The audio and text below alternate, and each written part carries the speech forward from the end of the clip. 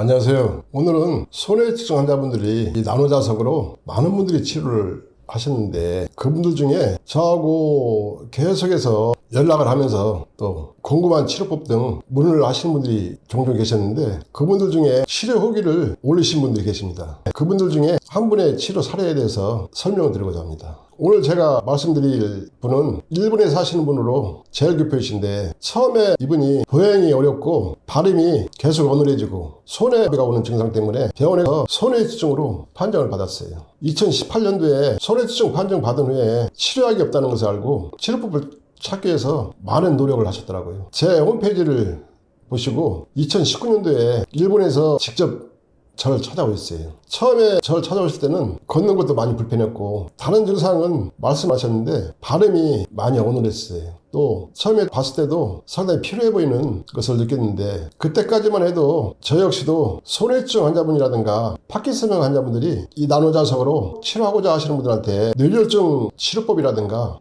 허리 통증, 척추협착증 치료법으로 다스리도록 알려드렸어요. 이분 역시도 다른 분들처럼 뇌졸중 치료법하고 척추협착증 치료법 위주로 알려드렸고, 그러고 나서 한동안 저하고는 연락이 안 됐어요. 근데 1년쯤 지난 2000년도에 전화를 하셔가지고 몸 상태가 많이 안 좋다고 어떻게 치료해야 되냐고 문의를 하시더라고요. 근데 그 자석을 구하신 지가 한 1년 정도 지난 것 같은데 치료를 못 하셨더라고요.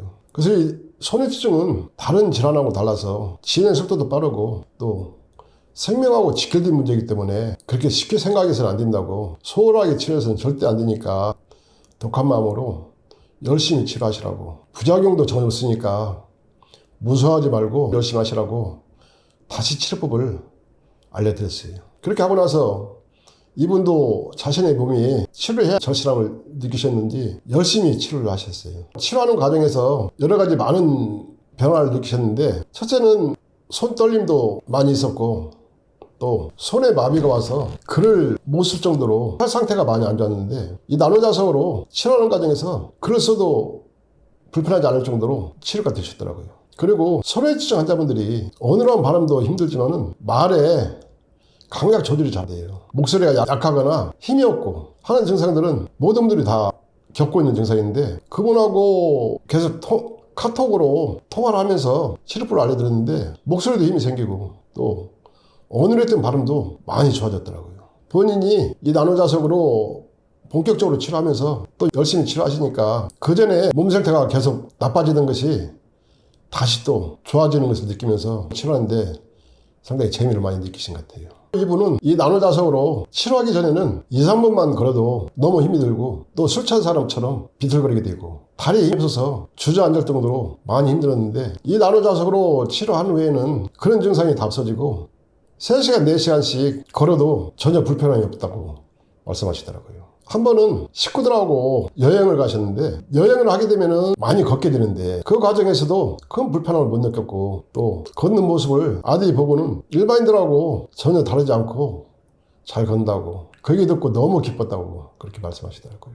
근데 열심히 치료하는 과정에서 자기도 모르게 나노자석에 매료돼가지고 일체 다른 치료를 안 하고 오로지 이 나노자석만 믿고 계속 치료하셨는데, 그때까지만 해도 저 역시도 손해치증에 대해서는 깊이 있게 연구를 하진 않았어요. 이분이 네이버 카페에 자신이 1년 좀 넘게 치료하는 과정에서 효과를 봤던 증상들에 대해서 글을 올렸더라고요. 그때 네이버 카페에서 상당히 이슈가 됐고, 그 일이 하나의 계기가 돼서 그대로 손해치증 환자분들이 이 나노자석을 구해서 많은 분들이 사용하게 됐어요. 저 역시도 그분이 글을 올린 것이 하나의 계기가 되면서 집중적으로 손해치증을 연구를 했어요.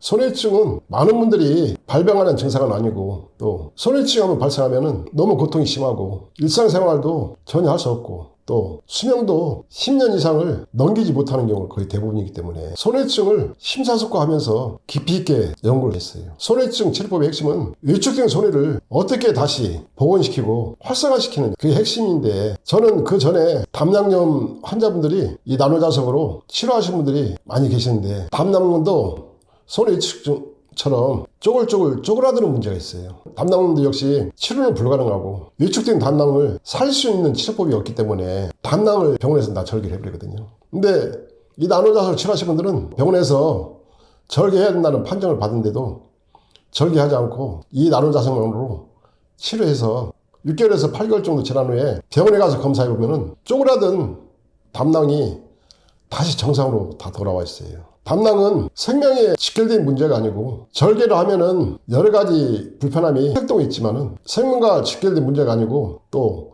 살릴 수 있는 치료법이 없기 때문에 병원에서는 무조건 절개를 하는데 손해는 생명과 직결된 문제이기 때문에 절개를 할 수가 없어요. 만약에 생명하고 직결된 문제가 아니라 병원에서는 절개를 했을 거예요. 근데 손해는 절개를 할 수 없고 또 살 수 있는 치료법이 없으니까 지금 현재까지도 치료법이 전무한 상황입니다. 병원에서 국유지책으로 타시그라라든지 다른 치료법 등으로 손해 치료한다고 하지만은 거의 불가능하다고 볼 수 있어요. 또 타시그라 같은 경우는 독성이 강해서 이장이라든가 신장, 오장육부 전체를 손상시키는 큰 문제가 있고 인체 전체적으로 조직기관을 심하게 손상시키는 문제가 발생해요.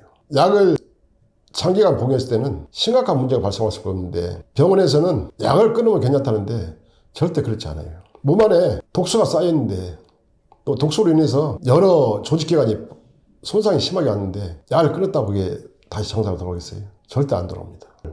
2차, 3차의 증상이 발생할 수밖에 없기 때문에 또 다른 고통이 발생하는 거죠. 지금은 손해를 어떻게 살리는가에 대해서 집중적으로 연구했고 또 어눌한 발음이라든가 보행장애, 그 소변장애라든가 대변장애, 또 백내장이라든가 녹내장 같은 눈 질환을 치료할 수 있는 방법에 대해서 체계적으로 정리를 했어요. 지금도 손해증으로 고통받는 분들이 이 나노자석으로 많은 분들이 치료하고 계시는데 제가 연구한 치료법을 모든 분들이 사용할 수 있도록 해드리고 있어요. 이 나노자석은 외축된 손해를 다시 재생시켜줘요. 손해를 재생시키기 위해서는 이 나노자석으로 손해를 중심으로 뇌혈관을 다스리는데 손해는 머리 뒤쪽에 있기 때문에 강도를 강하게 해서 다스리는데 손해만 다스린다고 해서 손해가 치료가 되는 것은 아니에요. 반드시 뇌혈관의 신경 조직이라든가 혈액을 맑게 해서 뇌혈관 전체를 다 다스려줍니다. 뇌혈관 속에 독소를 제거하고 또 혈관 내에 끼어있는 찌꺼기를 제거를 해주면서 손해를 집중적으로 다스려야만이 제대로 효과를 볼 수 있거든요. 뇌혈관의 치료점 핵심은 양쪽에 경동맥이 핵심이고 또 뇌혈관 전체를 주관하는 부위는 뒷목 바로 위쪽에 근육과 근막의 시작점이 연결된 부위가 여기 있어요. 아래쪽에. 이 아래에서부터 손해를 집중적으로 다스리고 그 다음에 양옆에 귀 쪽으로 눈썹 옆에 있는 태양열까지 다 포함시켜서 다스리게 되면은 뇌혈관 속에 독소라든가 찌꺼기 같은 거 또 혈액 속에 독소나 노폐물을 다 분해 제거하면서 손해를 집중적으로 다스리게 됩니다. 그 과정 속에서 손해를 중심으로 뇌혈관 속에 파괴되어 가고 있는 신경세포를 다시 재생시켜주고 또 손해 주변에 독소라든가 노폐물을 완전히 다 분해해버려요. 그렇게 치료하는 과정 속에서 손해가 다시 서서히 활성화되고 재생되면서 치료가 이루어지는데 현존한 치료법에서는 어떤 치료법도 외축된 손해를 살리지 못해요. 또 뇌혈관 속에 독소라든가 플로우도 제거 안 되고 혈액 속에 독소나 노폐물도 제거를 못해요. 근데 이 나노자석은 완전히 다 분해해서 다 제거를 해버립니다. 만약에 염증이 있을 경우는 뻑뻑한 염증을 묽게 분해해서 다 제거를 해버려요.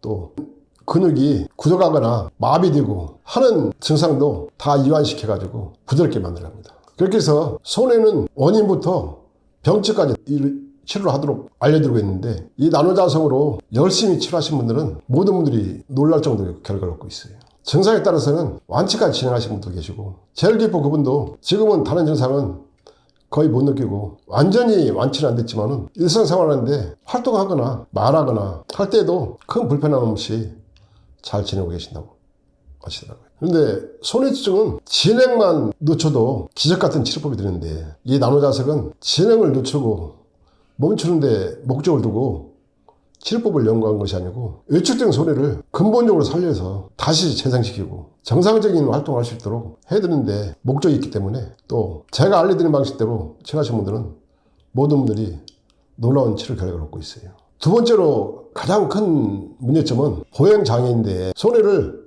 완전히 정상적으로 재생시켜도 골반에 충격이 간 상태는 골반을 치료해서 다시 활성화시키고 또 하체 쪽에 마비가 오거나 쥐가 나거나 통증이 있거나 하는 증상들을 골반을 다스려서 회복을 시켜줘야 돼요.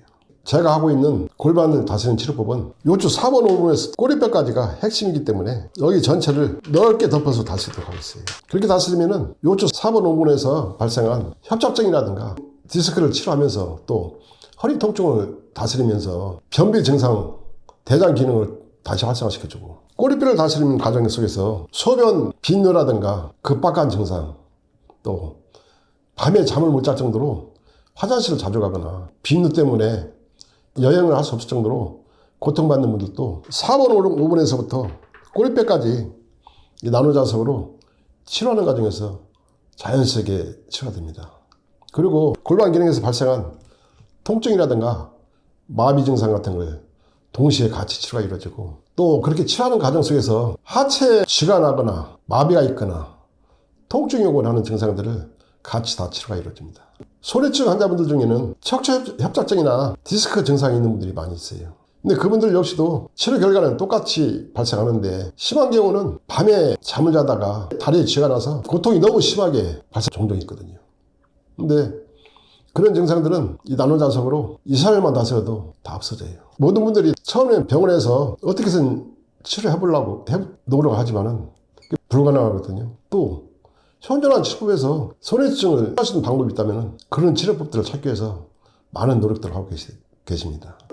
병원에서부터 여러 많은 치료법을 사용하다가 결국은 지푸라기라도 잡는 심정으로 이 나노자석을 사용하시는 분들도 계세요. 어떤 분들은 소래증 판정받고 병원 치료에서부터 다른 치료는 일체 사용하지 않고 바로 진행하시는 분들도 계시고 초기에 빨리 진행하시는 분들은 완치까지 진행하는 경우도 종종 있어요. 증상이 많이 진행되신 분들도 이 나노자석을 사용해서 치료하신 분들은 10년 이상씩 진행하시는 분들도 많이 계시는데 그분들이 지금도 일상생활하는데 큰 불편함 없이 건강을 잘 유지하고 있어요. 어떤 분은 직장생활을 계속 하시는 분들도 계시고 또 어떤 분은 이 나노자석으로 지금도 열심히 치료하고 계시는데 그분은 공장을 직접 운영하시는 분이신데 공장 직원들하고 지금도 매일같이 일을 하면서 잘 지내고 계세요. 젤기포이신 분은 2018년도에 나노자석 구하신 후에 2020년도에 이 나노자석을 우리나라 오셔서 더 구해서 보강을 좀 하고 지금도 열심히 치료하고 계시고 또 그분 역시도 상당히 큰 효과를 많이 보였어요.